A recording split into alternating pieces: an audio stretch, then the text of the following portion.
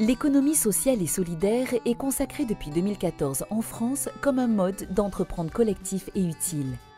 Dans les entreprises de l'ESS, les membres s'associent, coopèrent et mutualisent leurs moyens pour mettre l'utilité sociale et la démocratie au service de l'économie. Ce sont des coopératives, des mutuelles, des associations, des fondations et certaines sociétés commerciales.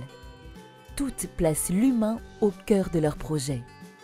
Savez-vous que 12% de la population mondiale est membre d'une des 3 millions de coopératives réparties sur la planète? En Europe, l'ESS emploie près de 14 millions de femmes et d'hommes qui contribuent de façon importante à l'économie. Le mouvement s'accélère puisqu'en 2016, une entreprise européenne sur 4 qui se crée est une entreprise de l'ESS. La France est la première en Europe à s'être dotée d'une loi et d'institutions.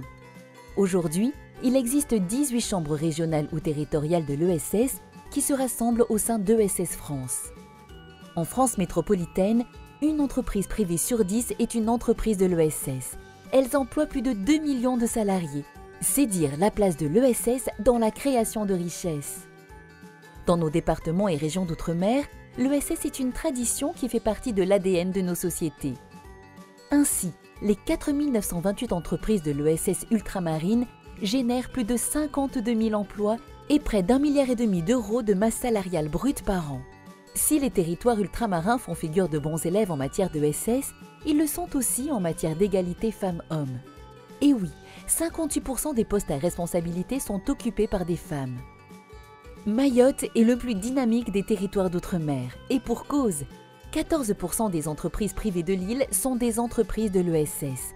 Elles génèrent en 2016 23% de l'emploi. C'est un salarié sur 4 à Mayotte qui est utile à son territoire et consacre le collectif comme mode de production. De plus en plus de Mahoraises et de Mahorais entreprennent sous forme de coopérative, séduits par le principe qui considère qu'une personne égale une voix dans les prises de décision au sein de l'entreprise. En termes d'implantation, la répartition de nos entreprises est encore inégale. La CADEMA concentre 56% des entreprises et 78% de leurs emplois. L'ESS affiche à Mayotte une croissance des emplois de 9% entre 2016 et 2017, bien plus que dans toutes les autres régions françaises. Ceci grâce au soutien des politiques publiques, à l'ensemble des acteurs de l'ESS et aussi à la détermination de votre CRES pour représenter, accompagner et promouvoir les initiatives locales.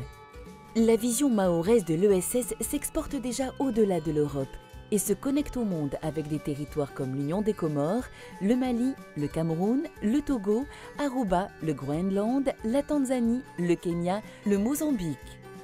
Si la CRES de Mayotte a été créée le 26 juin 2014, il aura fallu attendre l'ordonnance du 7 avril 2016 pour que la loi ESS soit appliquée à Mayotte et qu'enfin la CRES déploie ses moyens.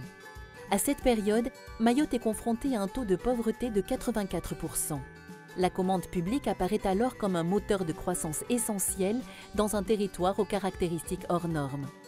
En collaboration avec le Conseil départemental de Mayotte et l'État, la CRES développe un premier dispositif ayant vocation à insérer les clauses sociales dans les marchés publics. Il permet aux personnes les plus éloignées de l'emploi de se réinsérer sur le marché du travail.